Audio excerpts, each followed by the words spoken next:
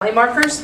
They're the toxic kind of smelly, so you have to be careful with them. You also have some permanent markers in yours. Just always be careful. I have 2 layers of paper here because I don't want to go onto the whiteboard, and so always double layer your paper if you're using a permanent style marker. And then I'm using pastel. It's just a very simple box of pastels to color it in. And I would say for what you have to present with, they may ask you to do a small drawing. I don't know if you ask them to do a large or a small. Do you have to do an 8.5 by 11 so they can scan it and electronically send it? That's right. And here's another thing you can do. You could do a large one. You could take a picture of it. You can lighten it up a little bit with your photo on your computer thing, and then you can size it to be 8.5 by 11.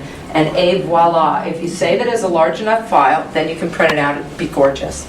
Anything else? Any other questions or comments? Yes, Bill. Anybody who has not been over to is it Blick? I think is the name of the place. Yeah, Dick Blick. It's like 2 blocks from here on Broadway. It's an amazing place for art supplies. Unbelievable. Yeah. Just open it. What? It's closed. It's close. Is it expensive? Utrecht is a little pricier, and then also I'm using a permanent marker. It's called a Prismacolor, and you always want to have a permanent marker, and then you can color around it with a watercolor marker without it running onto each other. So that's just a technique.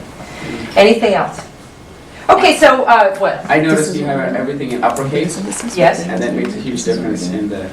Yes, it's a preference thing though, and some point in time, and if you come to our workshop at the OSR conference, we'll show you, we'll be doing graphic recording, we'll show you how to do it and talk about the techniques of lettering that you can use. It does make a difference in terms of legibility from the back of the room. Yes? What's the name of your workshop? Workshop. When you're doing the conference? It's very obvious because It says something about Yes, it says I'm sure it says graphic recording or strategic illustration or using illustration to support your facilitation or something like that. I have another question, sorry. Yes. So when you're linking things, so you want to link something that's over on your left over on your right, how do you do it without it being too chaotic? Yes, so this is good.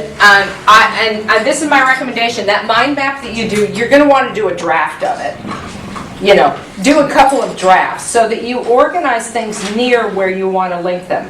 And then you can link them. If I link basic concepts and I go way over here, I can do it with a dotted line, or I could do it with pastel if I wanted to, right? So I could link this picture over to, where does it go? Somewhere over there. Let's pretend that it goes over to here, that I'm going to take an idea. I can link it like that with pastel, and it will be beautiful and not distracting. But if I have a million lines, which is, actually Tony Buzan talks about this quite a bit, so look carefully at that part. But if I have a million lines that connect in here, it just looks like a big liney thing. And who needs that? Right? You'll see great examples of Nancy Margulies' stuff in her book as well as online. If you go online, she's done her values map there. It's beautiful. So, and it will give you some more ideas about how you can build out yours. Okay, I think my time's up. I have to leave you. I love you. You're fantastic. We love you at the conference.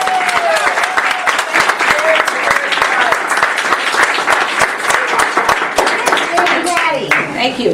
I'm just going to stay here and color a little bit. Do you care? No, not at all. I just want to color this. I can't leave it like that.